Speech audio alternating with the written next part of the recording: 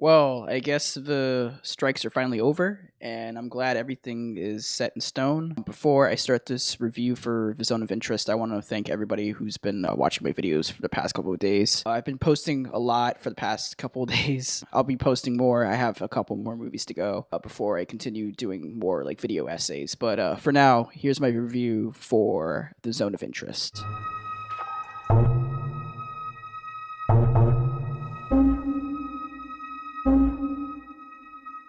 So today I'm going to talk about the new film by Jonathan Glazer, The Zone of Interest. This movie is about a Holocaust officer just living his life in his big house near the camp, and you just get to see him and his family do mundane stuff throughout, either just smoking, watering the plants, talking to his children and family who come across the camps. While all that is going on in the background, you hear screams of horror and terror, and you don't see a lot of like the violent images of the Holocaust throughout the whole movie. So basically, this movie is taking another perspective of Holocaust dramas and showing it more in a mundane life, I should say. And from there, like, I think Glazer's direction in this is very calming, and it's mainly because like the movie opens with a black screen and it's like 3 minutes of overture orchestrated by Mika Levy, who also orchestrated Glazer's last film, Under the Skin.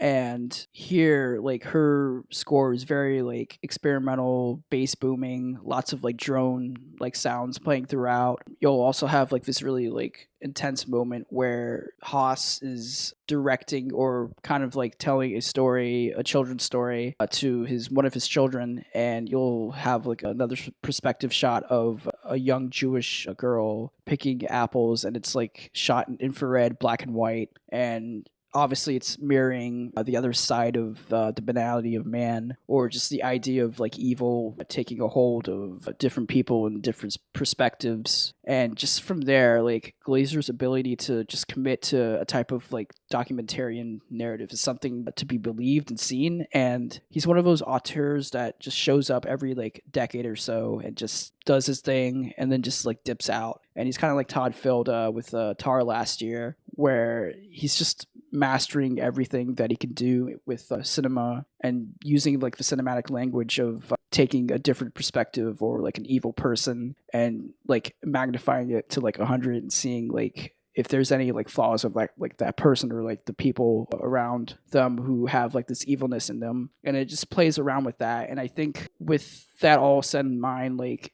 this is obviously not going to like hit with a lot of like the general public, but for me personally, like I love these types of stories where you get to see like different perspectives and just different like life underneath like the evilness of the world. But then yet again, like this is obviously going to like hit a lot of like conversations throughout the award season in terms of like should we be showing these types of films, or should we be like progressing away from like these types of like Holocaust films or slavery films. And yeah, like I totally get that, but I think there's other perspectives to explore. And just all from here, it's really like intense, visceral, and like an experience that you can't really like take your eyes off of. And when this does come out in theaters in December, I highly recommend it. It's easily one of my favorite movies of the year. Like I think it's like in my top 10 right now. Like it's not going to like stick out away from that. And just even then, like even if I don't watch this ever again, like I'll still have like the memory of like watching it for the first time in theaters with like a crowd of people who are like very like attentive, compared to like seeing it in like a chain theater where people are just like screaming and yelling and being disrespectful to the cinema projection. But yeah, like it's just so good, and I would love to see more like Jonathan Glazer movies, even if it takes like 10 more years for like another movie from him. Like he's a master, and he can like really put a hold on just like the cinematic experience.